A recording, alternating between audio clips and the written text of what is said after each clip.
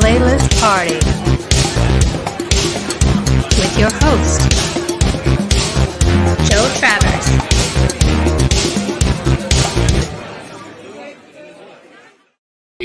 DW Playlist Party, DW Playlist Party in your house today.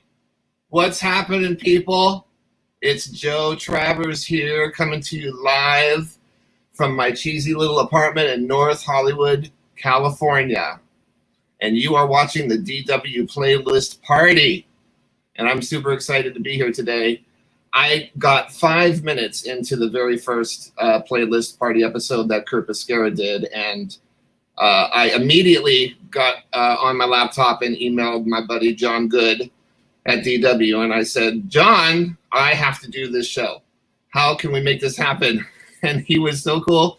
I got a response from Scott Donnell and Jules Thomas right away, and I'm so excited to be here today. And immediately I thought, you know what? I'm going to put together an actual theme-oriented show for you guys and gals. I wanted to kind of present something that was historically significant and meant a lot to me. And so today we're going to present classic recorded drum solos from some of the greats that if you're a young drummer out there, get ready to be super inspired. And if you're just a regular old person just hanging out, and I've got some stories to tell that should be pretty hilarious. So I want to thank you guys all for being here and checking it all out. Before we get started, I wanted to just give you a little bit of a background about me. I started incredibly early with music, and that was because of my family. My father was a drummer, my grandfather was a drummer, my Uncle Bill was a drummer, and my cousins were drummers. So I really had no choice growing up. I was so influenced by the drums and music. My mother was spinning vinyl all the time in the house, which is, if you think about it nowadays, it's pretty rare to go into a household and have a turntable and a record collection sitting there. But back in, 1970 and 1971 and stuff like that, that was like pretty much the norm. Like almost every household had a vinyl collection and a turntable because that was the way that people were checking out music, that and the radio, And so that was a pretty cool time to think that vinyl was the norm and people were spinning vinyl all the time. And that's what my mom was doing for sure. So I was just surrounded by music all the time. And it goes back super, super far, so far that my earliest memories are actually with music. Like it gets to the point where like I was in the crib. I guess like my mother had a stack of 45s, and those 45s were like little toys for me. Like I couldn't believe that those little 7-inch discs would produce that sound. It was so intriguing to me, and all I wanted to do was just play with those things. And my mother called them 45s, which was the nickname because 7-inch records would play at 45 RPM. So quite naturally, I called them frou-frous, right? So hand me a stack of frou-frous, and my mom can get an extra half an hour of sleep. So those were my toys, the frou-frous. And my mother would literally say things to me like, Joey, could you grab Chicago 25 or 6-4 for mommy to play? She wants to hear that one. And I couldn't read, but I knew exactly which frou-frou to grab because of the picture of the label. And I would obsess on the frou-frous. In fact, we have a little visual aid. I was so into the frou-frous that I needed to have something to play it on. So, hey, Jules, yeah, there you have it. My first record player, I had to have been 2, maybe going on 3 at this point. Yeah, that's how far back we are going with the music in the brain. So, and speaking of 25 or 6-4 by Chicago, I have to give a shout out to Danny Seraphine. He was absolutely one of the very first drummers that caught my little boy ear listening to those drum fills at the end of 25 or 6-4, and I thought, boy, that's a language that's speaking to me. I was just like, that was he was the first cat, man. He was the first guy for me. So love you, Danny, a fellow DW endorser. And so music was everywhere. And so before we get started with this first drum solo, I want to tell you the story of how this entered my life. One day, probably when I was about 3 or 4, Uncle Bill, my Uncle Bill Shealy, rest in peace, is a guy who was playing drums, and he also worked at the local record store in Erie, Pennsylvania, where I was born. And so Uncle Bill was kind of like the coolest guy in the world next to my dad. I mean, you know, a guy that drums and has access to the frou-frous anytime he wants them, you know. So one day he comes into the house, and he brings a stack of records for my parents. It was just a gift, you know, just like, here you guys, here's some music that you know, you should be checking out. That's how cool he was. And for me, it was literally like Santa Claus walked into the house and unloaded a shitload of presents. I was like, what? And my dad said, no, Joey, those aren't for you. You can't touch those, you know, because a little 4-year-old kid's going to ruin them with fingerprints. And it was new toys. But I was just like, oh, yeah. So in that stack of records, not everything that my Uncle Bill would recommend for my parents would work.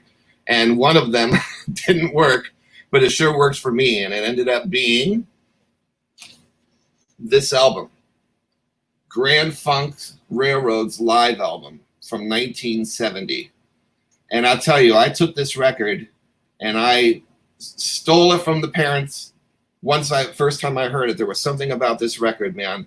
And then, of course, with it having a massive live drum solo on it from Mr. Don Brewer.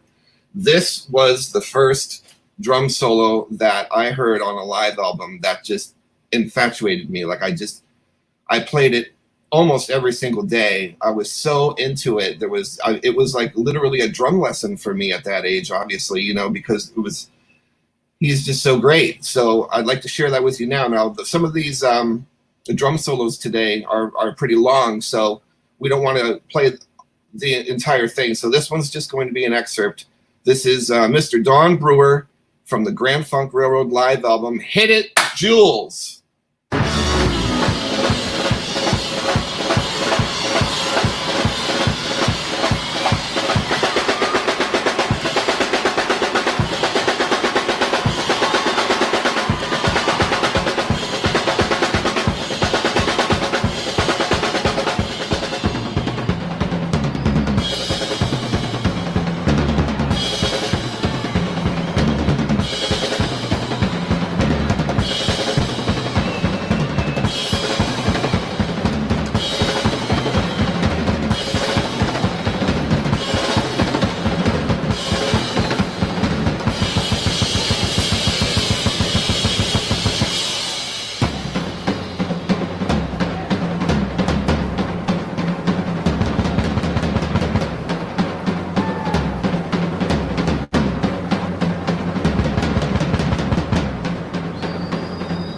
Air drumming for this whole show.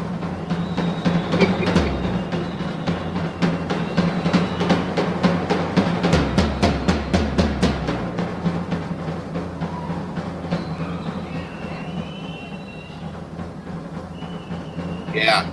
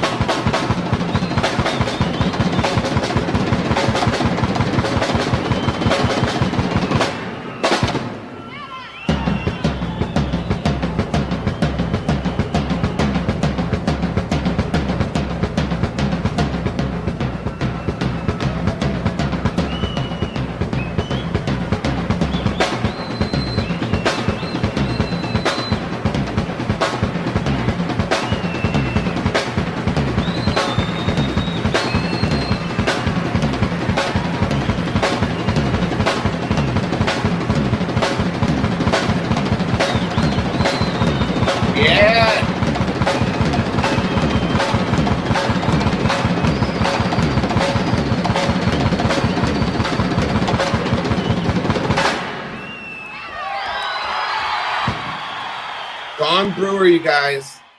Don was playing on a red sparkle Ludwig kit, one tom up and two floors. I mean, that was like the setup for most rock drummers, it seemed, in the late 60s, early 70s. There were so many drummers that were using that setup the best. And Don Brewer, I mean, like, I used to play that solo constantly, and as I got older, I started understanding what was exactly happening, like what he was doing, like that hand-foot combination lick there, that right-left foot, that triplet lick. Once I learned how to do that and I got the speed up on that lick, you can get a lot of mileage out of that. When you're a teenager and you're trying to impress people, yeah, that was a good one. So Don Brewer, you guys. All right, so now we're going to go to 1975, okay? Now, 1975, I am 7 years old, and it's Christmas time, and, you know, my Uncle Gary and my mom actually were listening to the very first Kiss album when it came out. Gary was way into it, and used to bring that album over, and my mom ended up getting it because she thought it was pretty cool. And I thought it was pretty cool. And I got my first Kiss album for Christmas in 1975. So again, 7 years old, and I get this double live record. And, you know, this is the album that literally gained Kiss international fame. Like they just shot to the top after this record came out. It literally saved them. And so I in my little bedroom, this album would put me in a massive fantasy land. Now, you have to remember, back in the old days, there was no internet. There was no instant gratification for visual aid. I mean, all I had as a 7-year-old was the audio that was coming out of my little speakers and the pictures in the album cover that I would just stare at over and over and over while I was listening to this stuff. And you know, my imagination would run completely crazy. You know, like these guys are like my living superheroes, you know, and I didn't even know what they looked like or acted like. I just listened to them. And, you know, it made music so much more worthy, I think, back then, you know, because nowadays, if you don't have something visual attached to music, it's almost doesn't really register with most people. It's like background music or something. But for me, I used to just get, like I said, get catapulted into a fantasy land. And Peter Criss, when you looked at those cool pictures in the album cover of that massively beautiful, huge pearl drum set, and then you listen to this drum solo on this record, it was so expertly recorded by Mr. Eddie Kramer, absolutely, you know, legend in the industry. And this was a big deal for me at 7 years old, as you could quite imagine. So let's listen to an excerpt from 100,000 Years from Kiss Alive.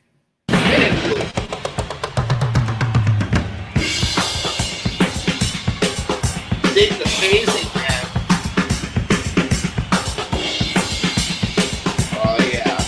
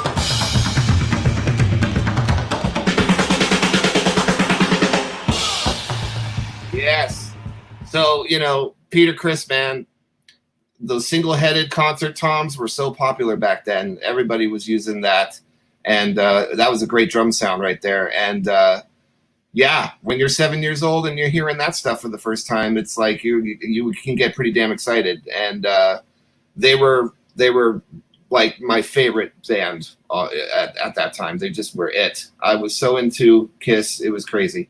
All right, those were like some of the preliminary middleweight champions, and now we're going to get into the heavyweight division. And if you're just joining us, we are at the DW Playlist Party. I am your host, Joe Travers, and we are listening to classic recorded drum solos from back in the day, things that were so influential to me and to countless others. And now we're going to get into the Lord God King, the man who raised the bar for everybody to follow. Of course, you can't have a show like this without having the man, Mr. Buddy Rich. So I was probably around 8 or 9 years old, and my dad walked into my bedroom and handed me, I have some visual aid here. He handed me this album, and he said, "Your grandfather wants you to hear this record. This is the best drummer in the world." And that was my papa, Joe Travers. And this, not this particular copy right here, but it was literally his album. And he said, "Give this to Joey and have him listen to this." And so, he wanted to get me on that bandwagon right there with Mr. Buddy Rich. And I'm so glad he did that, because at that time, at 8 years old, I was listening to, rock and roll drummers. I was listening to Alice Cooper and the stuff that you were just checking out, Grand Funk and Deep Purple and stuff like that. And Buddy Rich came along, and I heard the solo that I'm going to play for you right now, which is from a song called From the Sticks. And it's a classic. And this is the first time that I ever heard a drummer solo with such intensity, with the rudiments and so fast. Like all the rock drummers that I was listening to was doing a lot of single stroke stuff. And I hadn't even listened to Ian Pace's drum solo yet. I hadn't even gotten that far. I only had the Fireball album. But then I heard this, and I was blown away. Like, how does someone play so fast? And even an adult listens to this stuff and says that. And I was 8 years old listening to this, and I couldn't comprehend anything that was happening, but I knew that it was major. So yeah, thanks to Grandpa for turning me on to this. Here is Buddy Rich, From the Sticks. Hit it, Jules.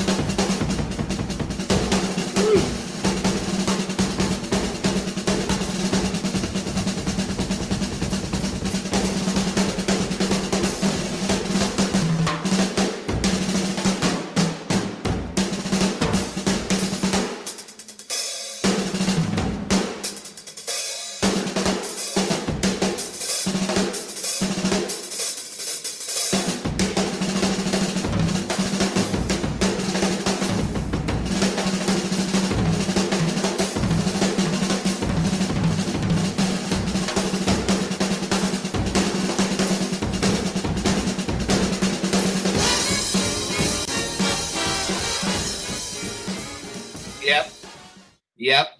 So the first time I heard that, my brain kind of just exploded. I thought, well, that's very different. And Buddy, of course, has gone on to be such a legend. And there's so much more in his world that you can digest and check out. Jules, I'm wondering, is it possible for me to just see the live chat without the highlighted stuff? I I see some of the people that are leaving comments that you're highlighting, and I want to say hello to Lori and Michael, Joyce, the fam, Lori Buckley. Want to say hi to those people. Thank you so much. I just want to see what everybody's saying. All right, so with Buddy Rich in line here, okay, that leads us to this this next one. Thank you, Jules. Oh, Rudy Mossy. Wow, Gary Tatone, my New York peeps. All right, so now we're going to get into Mr. Carl Palmer from Emerson, Lake and Palmer. Now, this is their self-titled album from 1970, and this left a big influence on me. I was blown away by this drum solo. I love the sound of this drum solo. I think Eddie Offord, the famous engineer that did the Yes albums, did this record. And Carl Palmer, man, back in 1970 was on fire. This is like, you know, you just heard Buddy Rich and all that hand stuff, you know, and Carl Palmer was doing that too. And again, this is back when he was using a small kit, one I think it was like 1 rack and 2 floors. And I heard this and I just fell in love with it, Mr. Carl Palmer. Let's listen to Tank.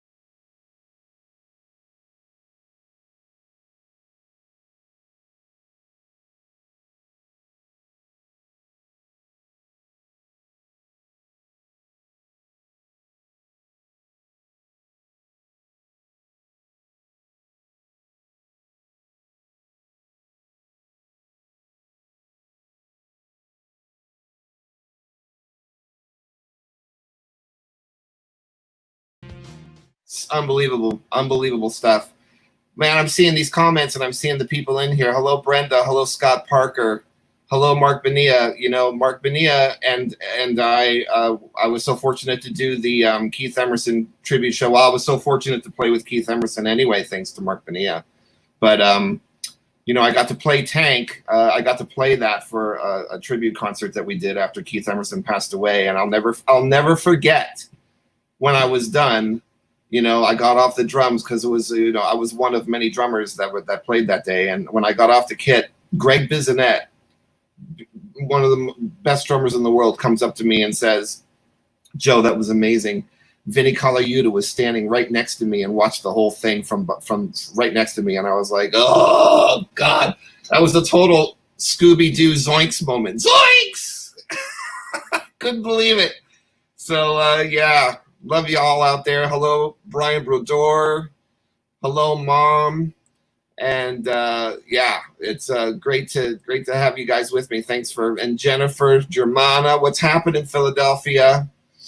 Yeah, baby. All right. So now we're coming up to a story that I'm very excited to tell you all about. This one. This is a good one. This is a good one coming up right here. So 1974 we are going to now, and I'm 5 years old, going on 6 years old. And because of my Uncle Gary, I'm being exposed to, at 5 years old, I'm fans of Alice Cooper and The Sweet and T-Rex and David Bowie and things like that, and Black Oak, Arkansas, right? And I'm so cool. I even have the Black Oak, Arkansas live record. I've got that in my collection at 5 years old. What 5-year-old kid has Black Oak, Arkansas in their collection? Me, in Erie, Pennsylvania, I did. And so yeah, fan of Black Oak at 5. And one day, my mom and dad call me out of my bedroom, and I'm in the kitchen, and they say, "Joey, guess who's coming to the Erie Stadium for a live concert, and you have tickets?" And I don't know. I have no idea. And they said, "Black Oak, Arkansas, and you're going to go." And I'm like, "What? Are you kidding?" And they said, "Yes, but there's a hitch." And I said, "Oh, okay." And they said, you see that calendar on the wall over there? Well, the concert's in 2 weeks. And every day that passes for the next 2 weeks, if you're a good boy, we're going to take this magic marker and we're going to put a little star on the day for you being a good boy. But if you're a bad boy, you're going to get a zilch. And if you get 3 zilches within the next 2 weeks, you're not going to go to that concert. So I must have been a little hellraiser at 5, listening to rock and roll and beating on everything with drumsticks and energy like crazy. So, they needed a little bit of a break. So I think that was their way of getting a little bit of a break. But yeah, so now I'm on a mission. I'm like, okay, I got to be the best boy ever because I want to see this concert. And then I've got my Uncle Gary, who isn't helping matters any by coming over and saying things like me like, "You getting ready for the Black Oak concert?" and pumping me up. And also he says to me, and on the day of the concert, you're going to get a gift, but I'm not going to tell you what it is, and you'll never guess what it is. And I'm like, oh my God. I mean, I couldn't be more excited at 5 years old. I literally was dying inside. I was so excited. Managed to get through the 2 weeks with 2 zilches. So I was able to go to the concert. And so the day of the concert arrives, and in the afternoon, and Uncle Gary comes over with a friend and gives me the gift. And the gift ends up being a homemade T-shirt that he made by himself. Now, Gary was, and there we have it. Look at that handmade Black Oak in glitter T-shirt that Gary made for me. And that's Gary on my left. And, I'm 5, he's 15 years old. And that's Colleen on my right, friend of the fam. And this was the afternoon. That was the afternoon of the Black Oak concert. And let me tell you, I was dying. I loved it so much. I went to the concert. Tommy Aldridge, I mean, unbelievable drummer. The double bass and the twirling of the sticks and the massive amounts of cymbals. I mean, when Tommy Aldridge joined Black Oak, Arkansas, he really took that band to the next level because he was such a force of drums, and his drum solo on the Raunch and Roll live album is such a huge deal for me. If you notice, there's a pattern here. All these live records in the early 70s were, featuring, like these instrumental solos and drum solos were being featured. And for me, that was like fuel for the fire. All these amazing drum solos that were coming into my life from these records. Now, this record was produced by Tom Dowd, another legendary engineer. He did the Allman Brothers records, and if you Google him, you'll see there's even an amazing documentary on Tom Dowd. You should definitely check that out. But Black Oak, at this point, were in their heyday because they had their hit single on the radio. It had been out in 1973 called Jim Dandy to the Rescue. And Jim Dandy to the Rescue. And this drum solo on this album, Raunch and Roll Live, is one of my favorite drum solos of all time. And I'm going to I'm going to play you one part. We're going to play it, but there's one section in this drum solo that I want to tell you about.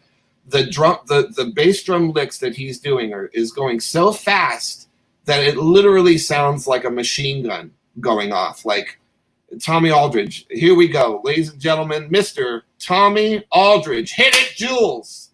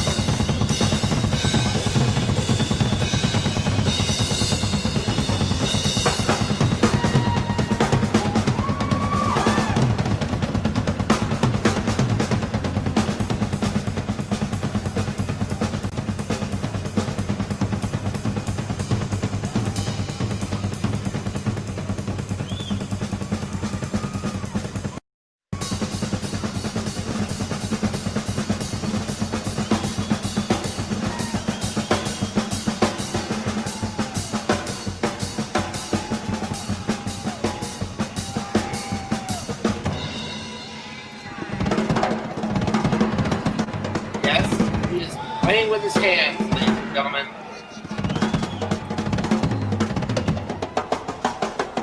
It is.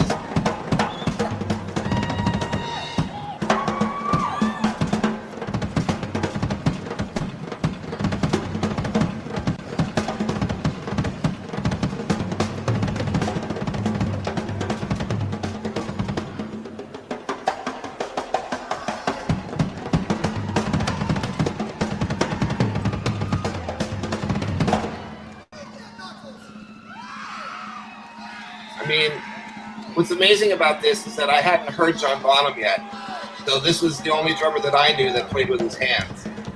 And I saw it live.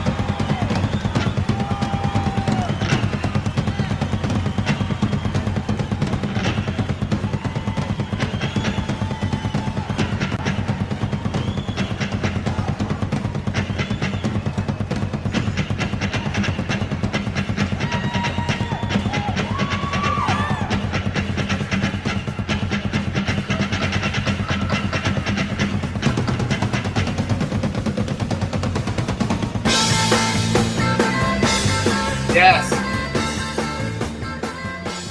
Unbelievable. So at the end of that drum solo, Jim Dandy comes out and he's got like a scrub board, and you can see on the front album cover there that he's got thimbles on his hand, and he would hold the board up to the mic, and he would run his hand against for a percussive effect. That was kind of like one of his gimmicks, you know. And yeah, man, Black Oak, Tommy Aldridge, unbelievable. Tommy Aldridge went on to have such an amazing career. You know, he was with Ozzy and Whitesnake and Pat Travers and lots of stuff. So I've never met Tommy, but I hope someday I actually get the chance to, and I can tell him how much he meant to me at 5 years old, man. Definitely.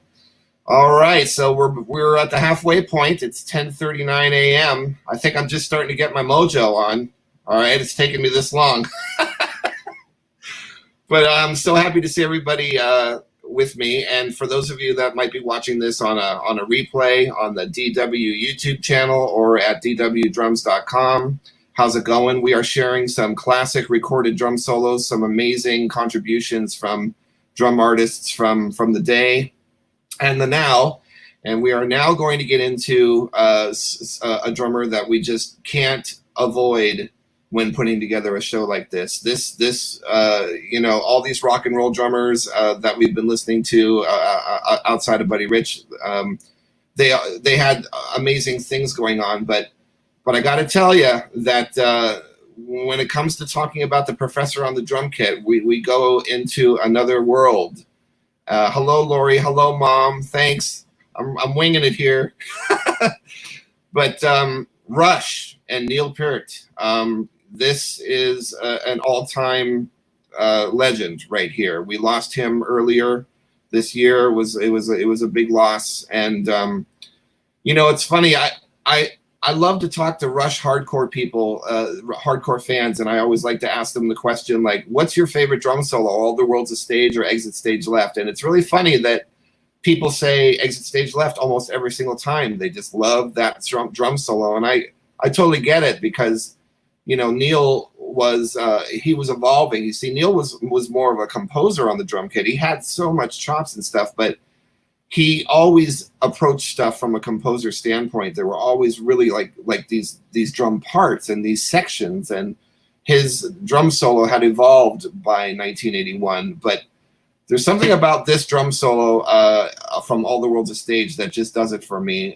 This one, you know, he's young and he's playing with fire, and he's got the Slingerland drum set, and I love the sound of the kit, and I also love the sound of this recording. I believe that this was recorded at Massey Hall in Toronto, and I actually got a chance to play that hall in 2018 when I was drumming with Joe Satriani, and that hall is unbelievable. The stage is made out of wood, and the walls are wood, and its sound is just bouncing around all over the place in that place. It's got to be a front of house sound mixer's nightmare, because there's so much stuff bouncing around. But the sound of that made it to this record, it's got such an energy and a live feel, and I love the way that Neil plays in this solo. So we're gonna listen to the whole solo now. This is a 3 minute and 45 bit of a section from the All the World's a Stage record. Ladies and gentlemen, Neil Peart, hit it.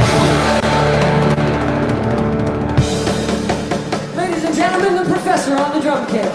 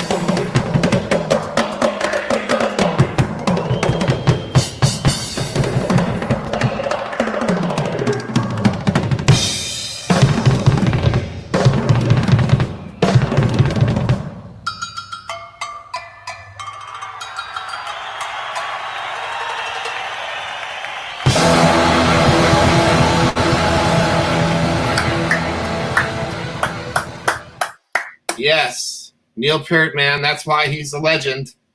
That drum solo is magnificent. It's a piece of music. It really is, and that's where he came from, man. He was a composer, and now we're gonna move right along to the next guy who took that composer concept and absolutely raised the bar. I'm so fortunate to be friends with this man, and I was able to tour with him in 2006. Mr. Terry Bozzio, everybody. Terry Bozzio joined Frank Zappa's band in 1975, and he left in 1978. But between 1975 and 1978, when you listen to the way that Terry was playing, he was evolving so much during that time period. And by 1978, his drum solo was also a composition. He was building different sections and different blocks. And this solo that we're about to listen to now is where his drum solo was at by the time he left the group, because this literally was the last tour that Terry did with Frank in 1978. This was recorded at the Hammersmith Odeon in London. And, what's amazing about this is being the Vaultmeister for the Zappa Trust, I'm so blessed to hear so many different unheard performances. And it's just amazing the things that I get to hear. And what's really gratifying and special for me is that if I can make them available to the world, in the case of this drum solo and this release, it's so gratifying, to let other people hear these amazing performances, these historical performances. And Terry Bozzio is an absolutely phenomenal drummer, somebody that has just kind of been another major influence to me. Not just with the stuff that he did with Frank Zappa, but all the rest of Missing Persons and other things that he's done. But this is at a time period when he is just hungry, and you can hear it. And I love the way that he incorporates the electronics. He's got some syndrums going on in here. And for those of you that might want to check out a visual, little visual aspect of this, check out the movie Baby Snakes. And you'll see what Terry was doing with Frank on cuts like Punky's Whips, and his drum solo. Although it's edited, it is in the film. And Terry was a force. He's absolutely unbelievable. So let's listen to this drum solo from Hammersmith Odeon, 1978. Frank Zappa, Terry Bozzio. Hit it, Jules!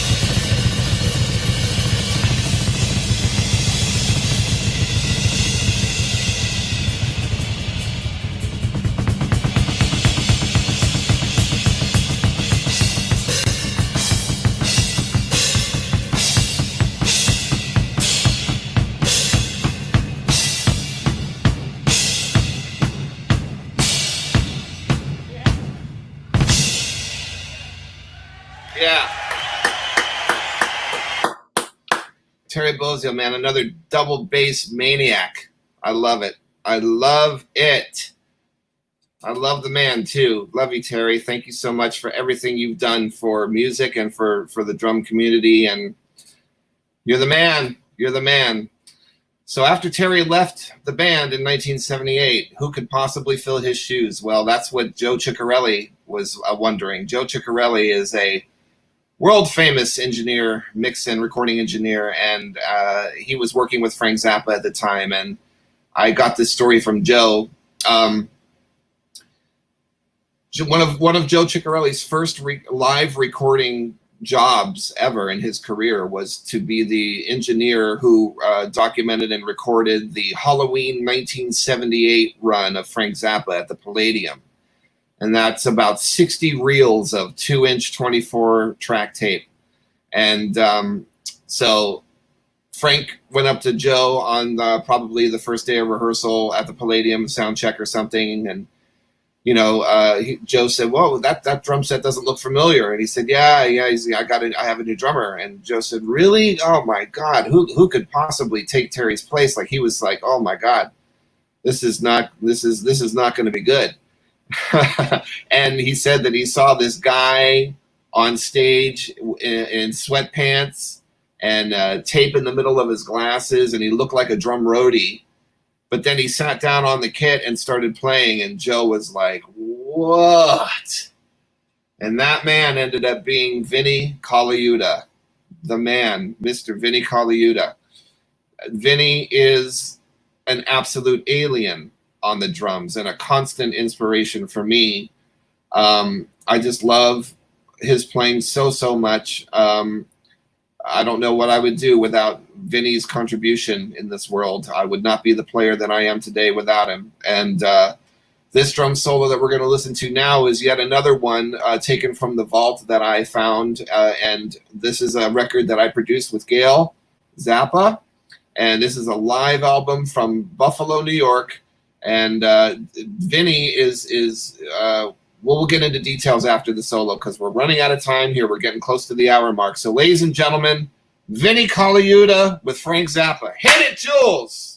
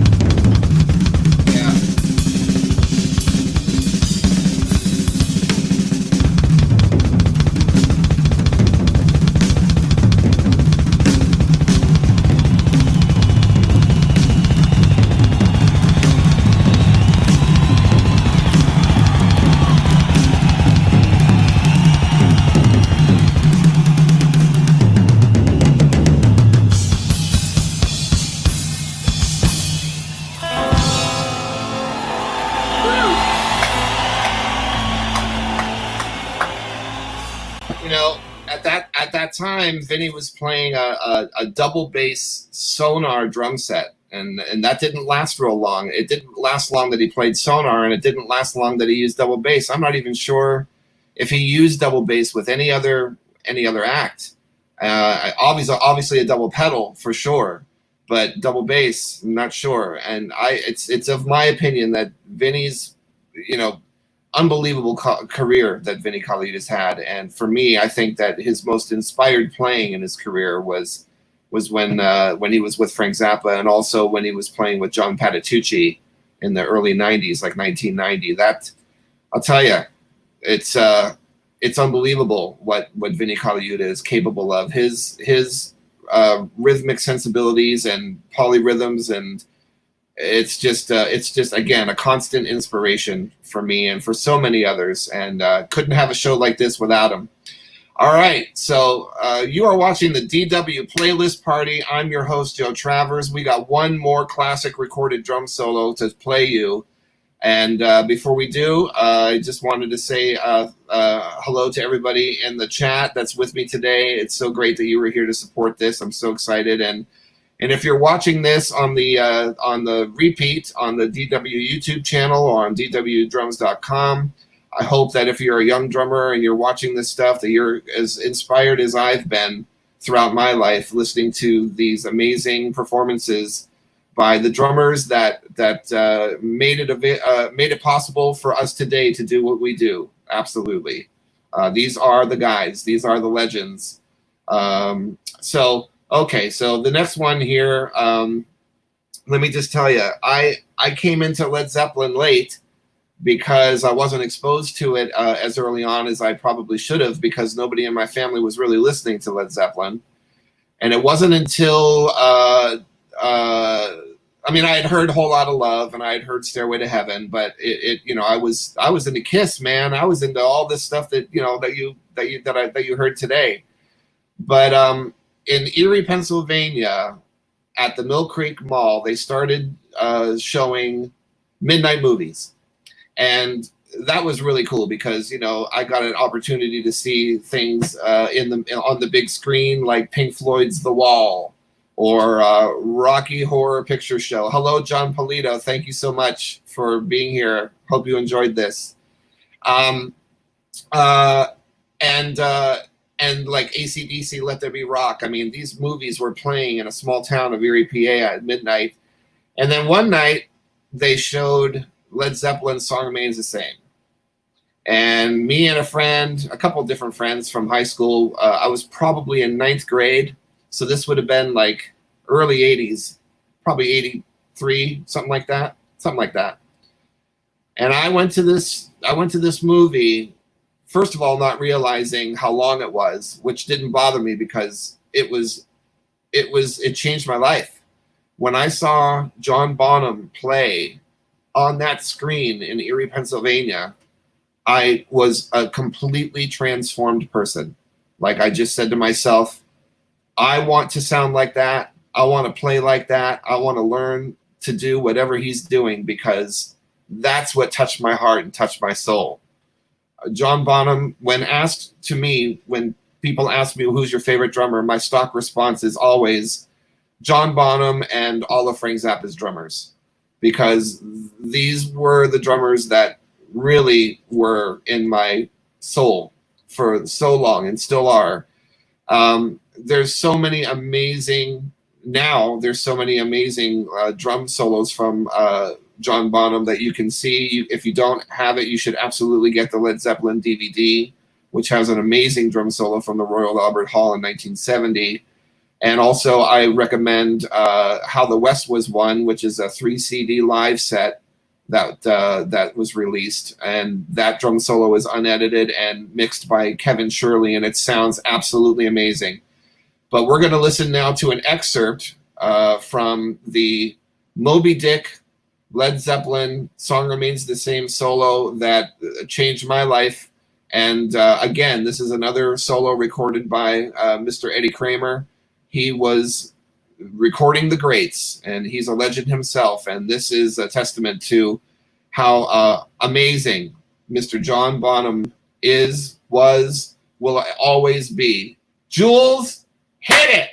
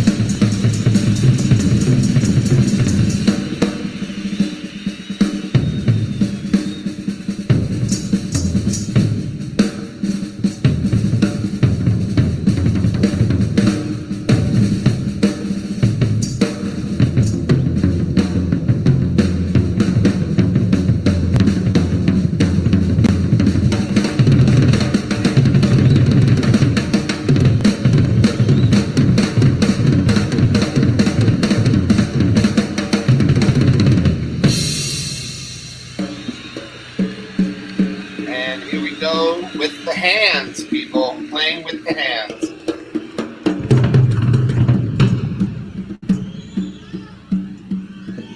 And you gotta love the flanger on the kit, too. That sound was a popular drum sound, having that flanger. Peter Criss, another Eddie Kramer thing.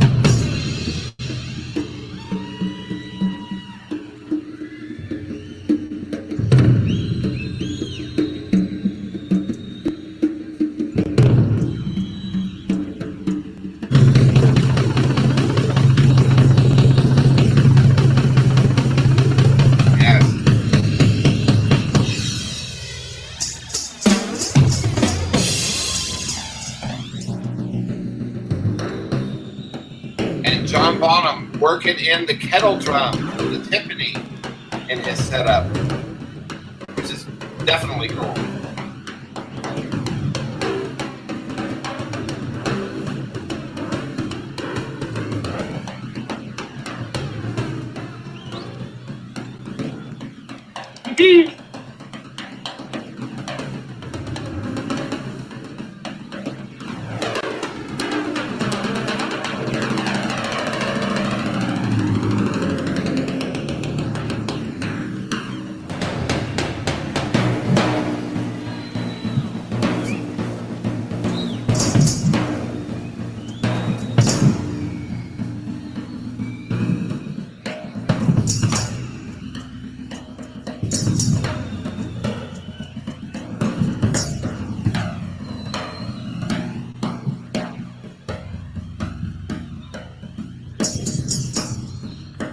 God love that little ting ring on the hi-hat too, which is a really nice percussive effect.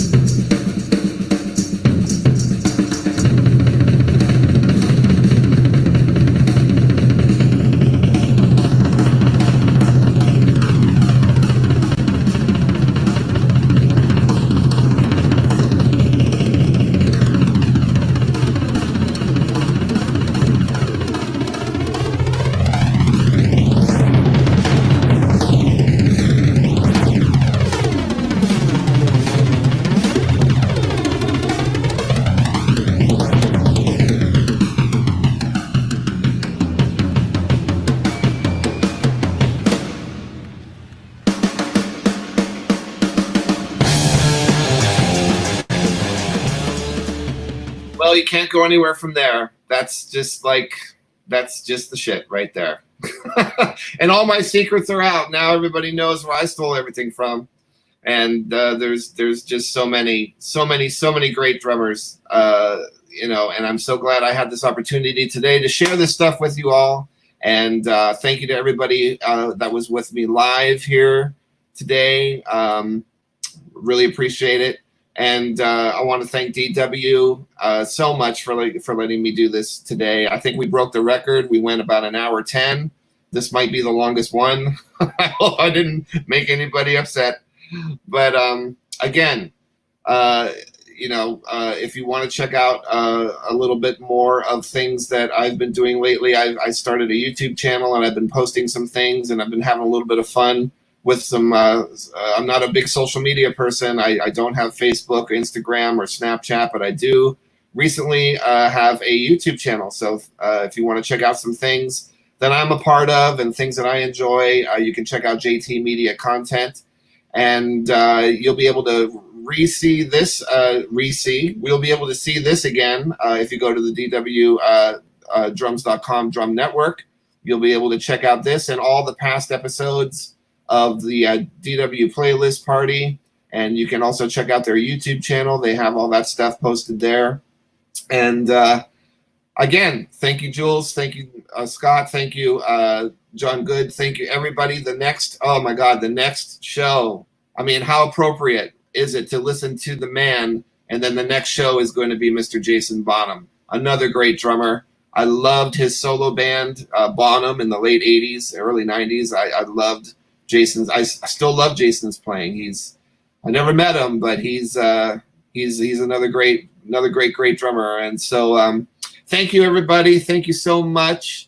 And I had a blast. And now, I think I'm going to go to bed. All right? I think I'm going to get some sleep because I don't do well in the mornings. So thank you, everybody. And maybe we'll see you again. Maybe we'll do this again sometime. All right? Thank you, DW. You're the best drum company in the world. You make the best friggin' drums. I'm so proud to be with DW Drums since 1993. Thank you so much, everybody. Goodbye.